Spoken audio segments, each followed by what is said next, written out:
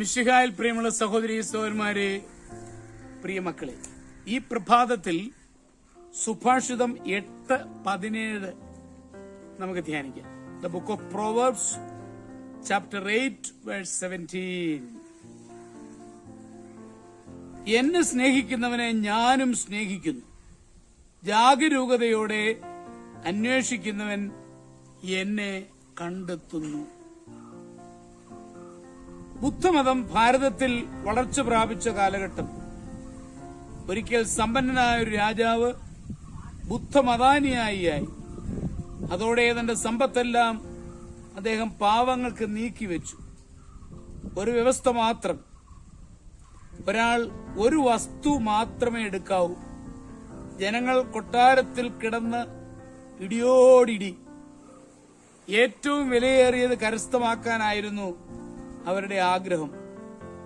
ഒടുവിൽ ആ കൊട്ടാരം ശൂന്യമാക്കിക്കൊണ്ട് ആളുകൾ പിരിഞ്ഞു. രാജാവ് നോക്കിയപ്പോൾ അതാ ഒരു സാധുബാലൻ അദ്ദേഹത്തെ ഉറ്റുനോക്കി നിൽക്കുന്നു. കുഞ്ഞിന് എന്താണ് വേണ്ടത്? ശേഷിച്ചവയിൽ ഞാൻ എന്തെങ്കിലും തരാം. പുത്രവാത്സല്യത്തോടെ ആ പ്രജാപതി പറഞ്ഞു, എനിക്ക് അങ്ങേ മതി. അവൻ ഓടിച്ചെന്ന് രാജാവിനെ കെട്ടിപ്പിണർന്നു. അതോടെ രാജാവിന് നിയന്ത്രണം വിട്ടു. അയാൾ അവനെ പിടിച്ചുയർത്തി ആ കവിളത്ത് ഉമ്മ കൊടുത്തു. അതെ, ഷേക്സ്പിയർ പറയുന്നുണ്ട്, സ്നേഹത്തിന്റെ നോട്ടം മിഴികൾ കൊണ്ടല്ല, മനസ്സുകൊണ്ടാണ്. കർത്താവ് ആഗ്രഹിക്കുന്നതാണ്, ആ ദൈവത്തെ സ്നേഹിച്ചുകൊണ്ട് ഒരു പുതുജീവിതം ആരംഭിക്കും.